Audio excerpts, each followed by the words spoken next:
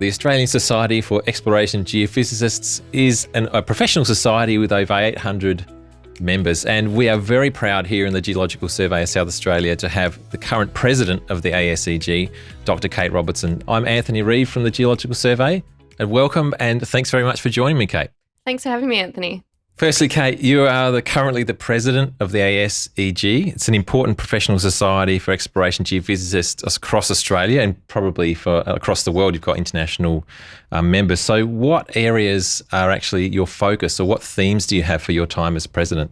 Yeah, I mean, I struggled a bit with this. There's so many different things I want to do and that interest me, but there's a few things that are sort of really significant in geophysics at the moment that it's really good to be able to sort of focus our energy on. So one, probably most people are aware of kind of the crisis of geoscience education in Australia, with many universities cutting geoscience degrees and majors, and geophysics is kind of one of the worst hit in that area. So there's currently only 3 universities now that you can actually get a major in geophysics. We're lucky to have one of those here, University of Adelaide, which is where I studied. So we're now thinking, what role does a professional society have to play to fill that void?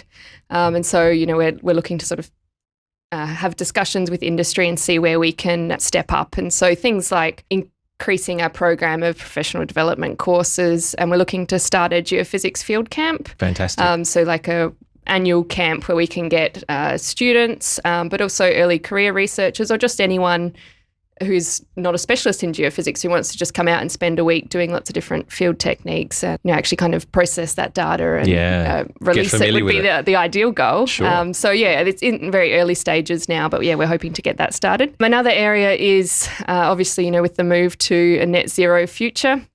It's kind of we're in a bit of a sort of transition state. Yep. And, particularly for the energy members as well, supporting them through this transition too. We're also, we're obviously going to need a lot more minerals going forward for electric vehicles, for batteries. And so, a lot of our sort of focus is how we kind of position ourselves throughout that transition. And then there's sort of the less exciting things, like how do we streamline our processes? So we're super important though, isn't it? That's the thing. It is, yeah. We're a volunteer-based organisation, so everyone's a volunteer.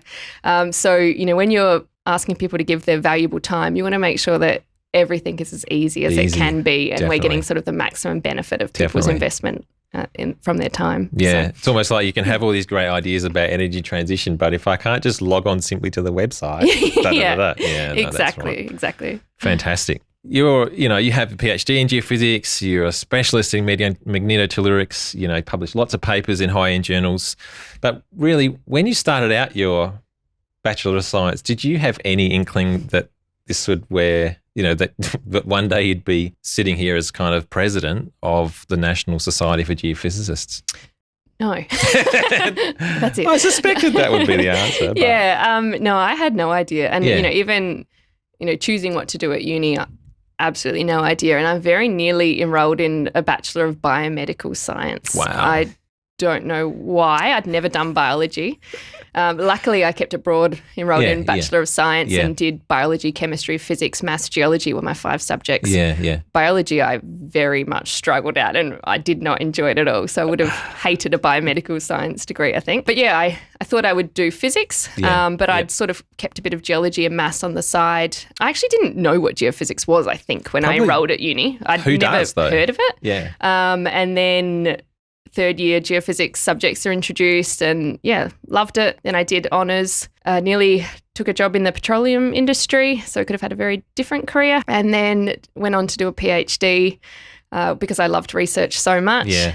So then I think it was in honours where I started volunteering for the ASEG. Before then, I kind of hadn't really sort of put myself out there and taken opportunities and things. But I really started to get stuck into it. And I think it was when I got to the end of my degree and people were applying for jobs, and I was like, how am I competitive against these people who've done, I always worked in retail, so at Christmas I couldn't do VAC work or anything like that. So it was, how do I kind of fill that gap? So from honours onwards, I sort of started saying yes to things and volunteering and doing lots of different things. And then eventually became the state branch president, and then I joined the federal executive while sort of staying on the state branch, and then I got a phone call one day inviting me to nominate for the president.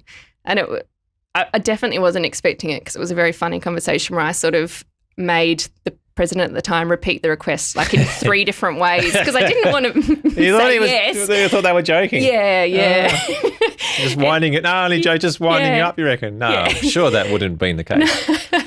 No, I thought I might have just like misunderstood. I thought I already am the state branch president. Oh, I see. But anyway. Yeah, and so I always sort of had it in the back of my mind I'd like to be the president of the ASEG at some point because it's a society I love volunteering for and I'm very passionate about. So, I'm thrilled to be able to do it at the moment. It's fantastic. Yeah. It's a fantastic achievement. Well done. Good recognition for all that progress of effort through time. It's fantastic. Thank you. Just give us some of your career highlights in the last few years. What are the big things that you really feel proud about that you've been part of? Career highlights in terms of, things that I just feel so grateful to be able to do are just, any kind of field trip. Like I absolutely love going out on field work and collecting data and being involved in a national project, AusLAMP, where we've gone to, all sort of remote locations all across South Australia, going in a helicopter across the Flinders Ranges, Simpson Desert, travelling across there.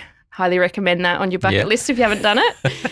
And then, getting the opportunity supported by work to go to conferences. I was fortunate to get a scholarship to go over to America to attend a national conference, and this was also supported by work as well. So the Australian Geoscience Council and work supported me to go there. And so, spent a few months learning some new software and how to sort of bring that back to Australia. So that was fantastic. Fantastic, yeah. And then definitely as well being president at the moment is a highlight and something I'm very happy. Yeah, a massive highlight.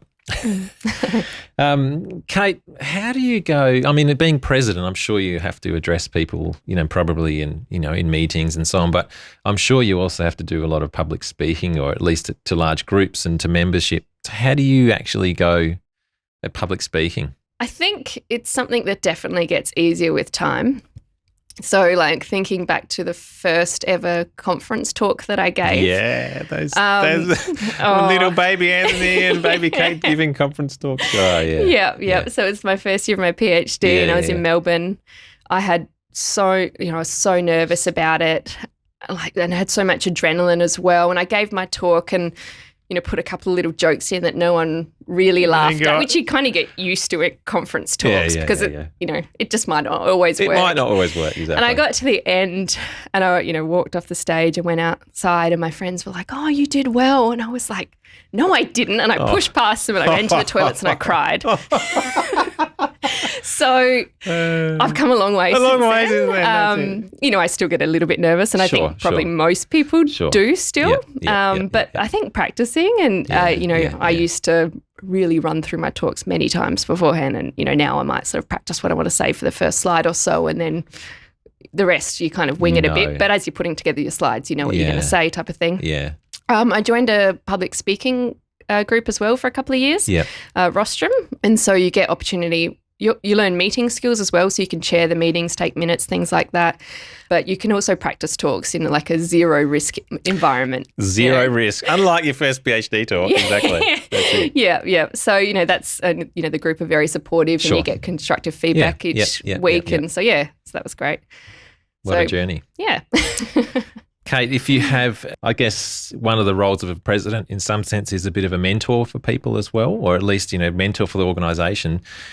If you had to give young people any advice or early career people, let's say, what would you say for them in terms of how, starting out in the geosciences? What sort of advice would you give them? My sort of biggest regret during undergraduate, which I think I made up for in my honours and PhD, was just not putting myself out there.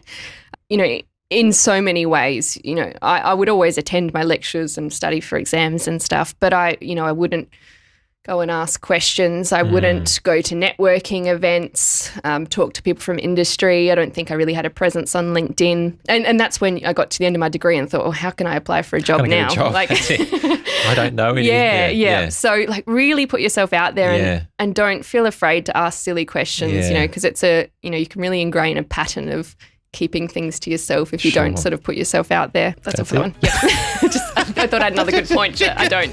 Sorry.